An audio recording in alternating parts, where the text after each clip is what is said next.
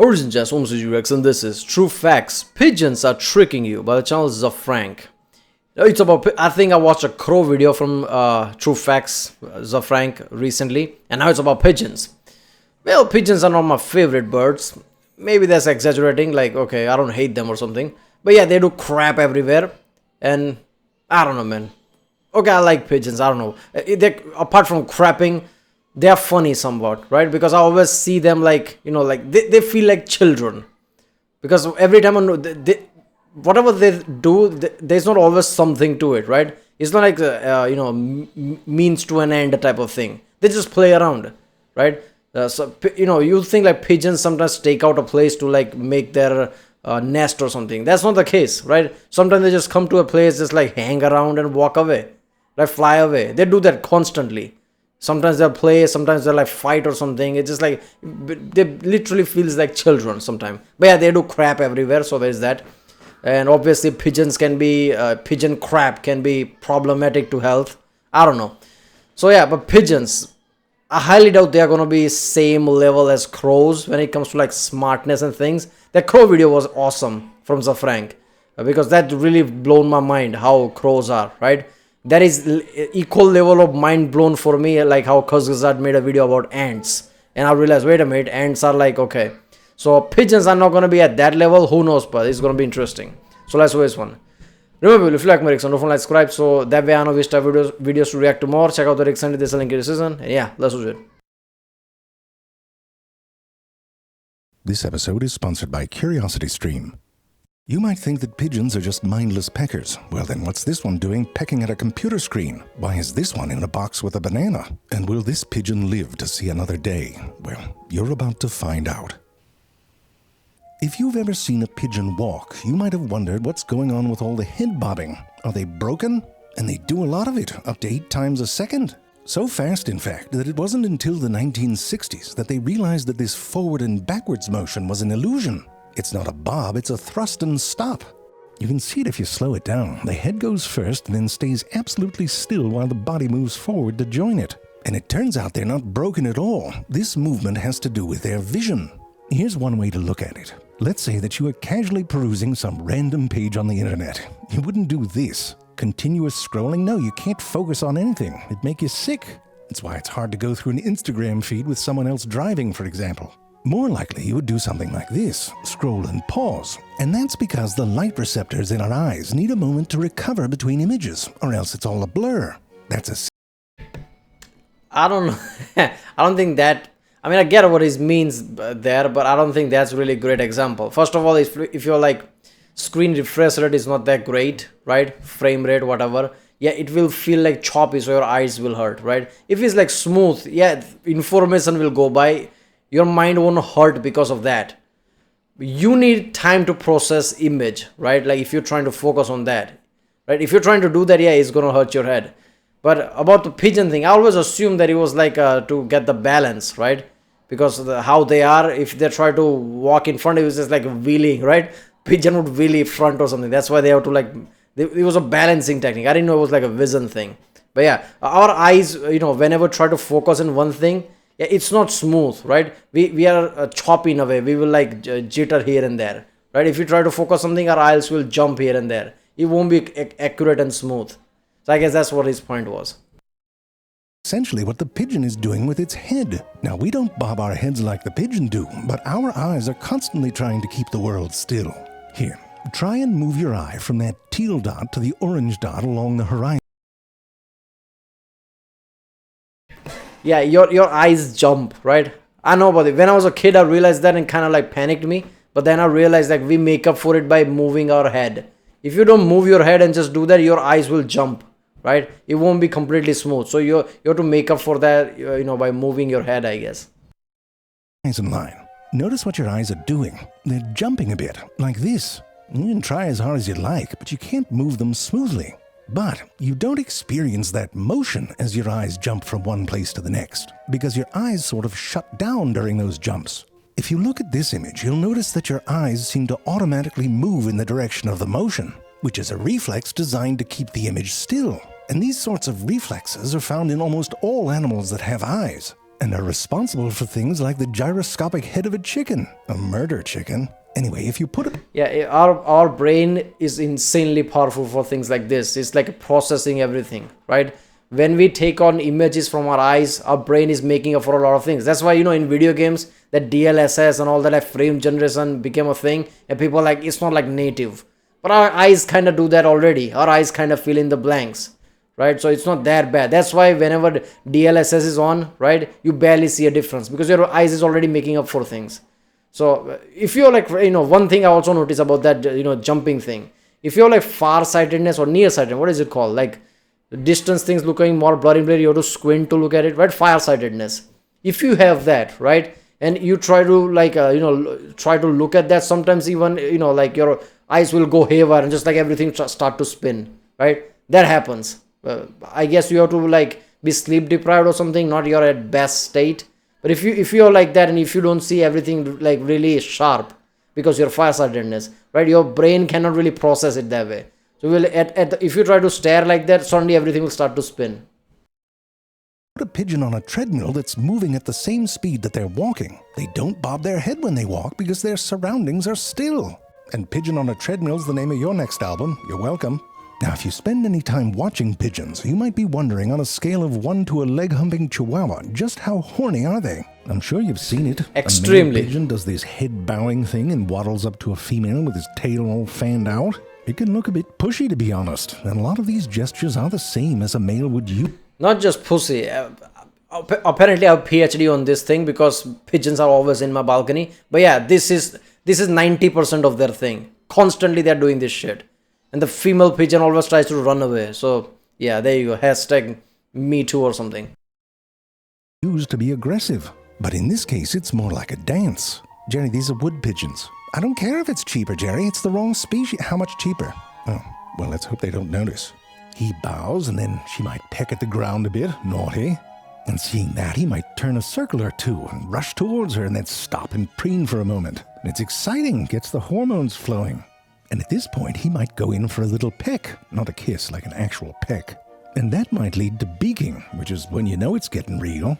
So she puts her beak inside his beak, and he pukes up a little food for her to eat. I mean, we've all done it. No? Now, of course, reeling from the glorious taste of his vomit, she might squat down, signaling she's up for it. And then it's just a matter of getting her tail feathers out the way.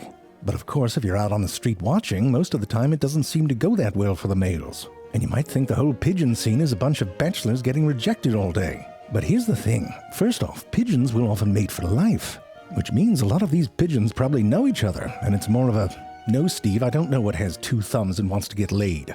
And I told you the joke doesn't work, you don't have thumbs. God. And these displays aren't always just about leading up to mating either. Couples will often do these displays to I think that's what Steve's point was. Doesn't have 2 thumbs, so he's not talking about himself, I guess. There you go. Connect, and it can actually be quite adorable. Wings all wrapped around each other. And they do a little version of this dance when it's time to pick a location for the nest. Alright, so we should probably have a chat about pigeon nests. Look at this, I type in pigeons and I can find a whole episode on the pigeons of New York City. There's people who raise them on the rooftops over there. It's an example of why CuriosityStream is the single best value in entertainment right now, especially if you like the smart stuff. What do you like, dinosaurs? Oh, they got dinosaurs. CuriosityStream has thousands of documentary films, shows, and series on basically everything that's interesting. The science of cute, that's 2 of my favorite things. And I'm not talking about dill pickles and cream cheese either. You should try it. Listen, I just watched an episode of Economics Explained, where they tried to estimate the economy of the Star Wars galaxy, including the GDP. I almost died of nerd.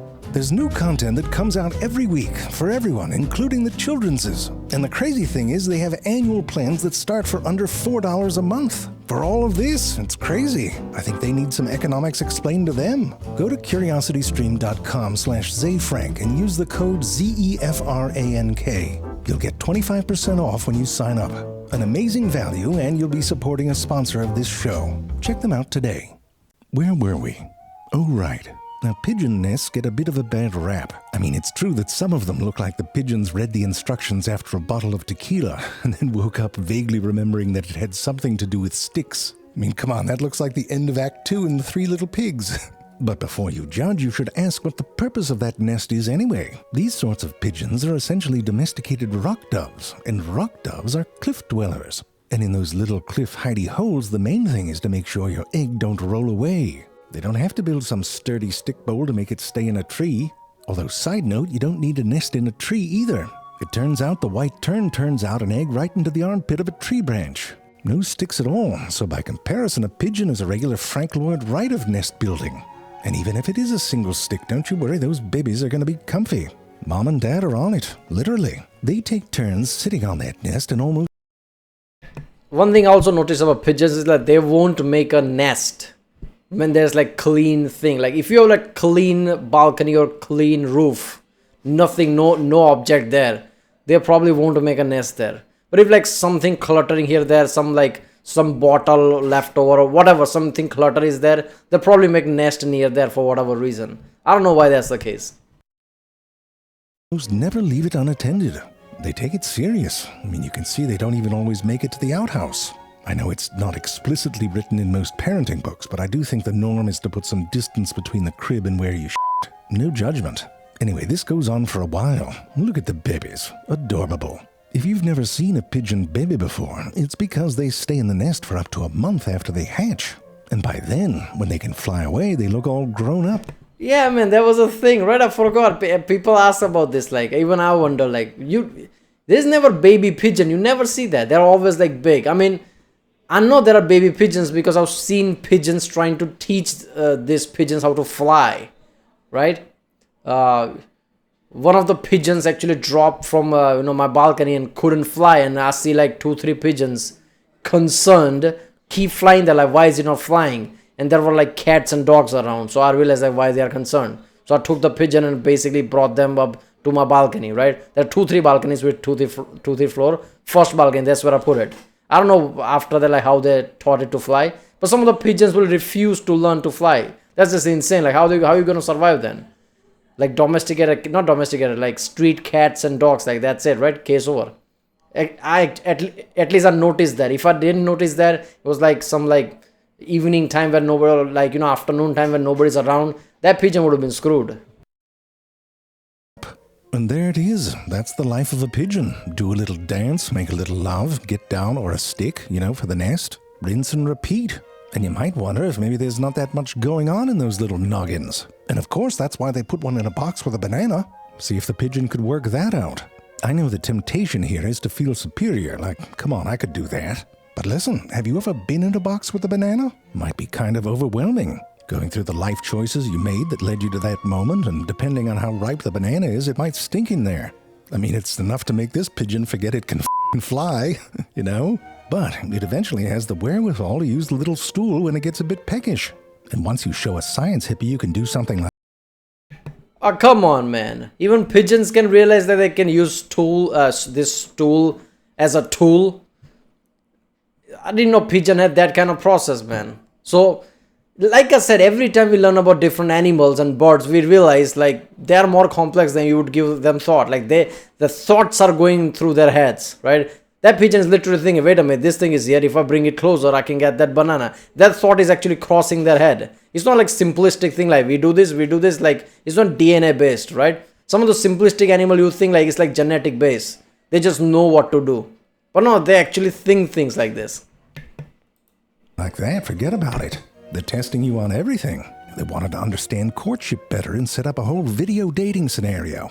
And it worked. The pigeons saw each other on the screen and started doing, the moves. But then the science hippies put a delay in the feed. So he's like, what's your name? And she says, nothing. And he says, do you come here often? Nancy. And he's like, oh, is Nancy a name? And she's like, no, it's my first time. And the whole thing gets screwed up, but now they know that there's some back and forth going on. And you might be thinking, well, what are they looking for? What makes a bird attractive? So just like on Tinder, you can show a pigeon photos and see which one elicits a courtship response. And you can manipulate those images to accentuate certain traits. Maybe make the eyes bigger or that. I mean, if you have Photoshop open, you might as well go for it. Anyway, it turned out...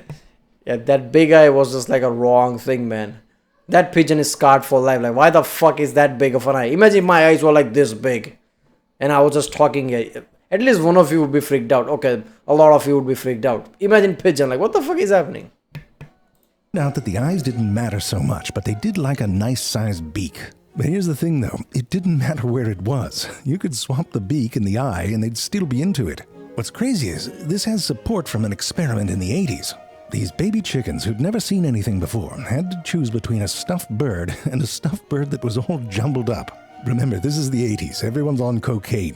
This is what science was back then. Anyway, the chicks didn't mind the jumbling as long as there was an intact face. Like, this one was on par with a normal bird, but this one was just a bit too much. There you go. See, now this actually reconfirms what I thought about pigeons. They're not smart as crows, right? They do look for certain genetic things that, like, I don't know, pre-written in their head, right? Like, you're supposed to look for the face. Does that make sense? Who cares? I'm just supposed to look for the face. Now that makes sense. And you might be thinking, if pigeons can get into a bird with a beak where its eyes should be, it's probably not so visually sophisticated. Alright, so let me ask you, which one of these is a picture of breast cancer? You don't know, but you can train a pigeon to tell you. Turns out they have sensitivity to patterns and visual relationships that's on some AI little shit. And they're doing it with images they haven't seen before, at an 85 to 90% level of accuracy. And that's not all. Pigeons can make children cry with science. Some pigeons were trained to discern good children's art from bad children's art, which apparently had to do with how realistic the drawings were. Again, the pigeons did a great job, sparing parents the cost of sending their kids to art school. You could have pigeon guidance counselors. Check this one out. You can... Okay, that shit surprises me. So I guess they have like good traits, bad traits, right? You can simplify them by thinking like certain things are genetics. They can just look at the patterns and like if they're intact face, even if it's all mangled up, they'll still think like that's a real pigeon. So they're not that smart. Like they're not on-site creative where they can just like make deductions, sure. But they're like smart enough to see like accurate patterns. That's something. Teach a pigeon a bunch of words, some of them real words like bust, and some of them nonsense words like varn. Now the pigeon gets a treat if it pecks on a word that's real, or the star shape if it's a made-up word. Now you start mixing in new words that the pigeon's never seen before, both nonsense and real. And you know what? The pigeon's able to tell which ones are real and which ones aren't. It picked up patterns on what makes a word real. You can't bullshit a pigeon. And I'll tell you, if you want to invest in a company... No! How the fuck they find a pattern into the English language? Even the words that they didn't see, but because of based on pattern, they can realize what is a real word or not. That shit is insane. Pigeon can do that? Like, first of all, English being that kind of like accurate language in the first place is like something, right? Anybody who comes up with any language, how do you know like they're really accurate that way, that there can be a pattern in the first place?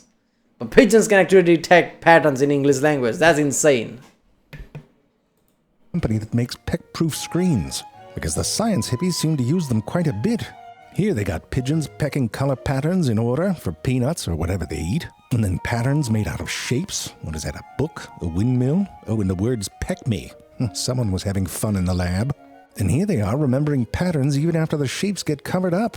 I mean, the bottom line is they have some pretty sophisticated visual cognitive abilities. Read not dum-dums. I mean, their brain is about the size of a walnut, but it's jam-packed with neurons.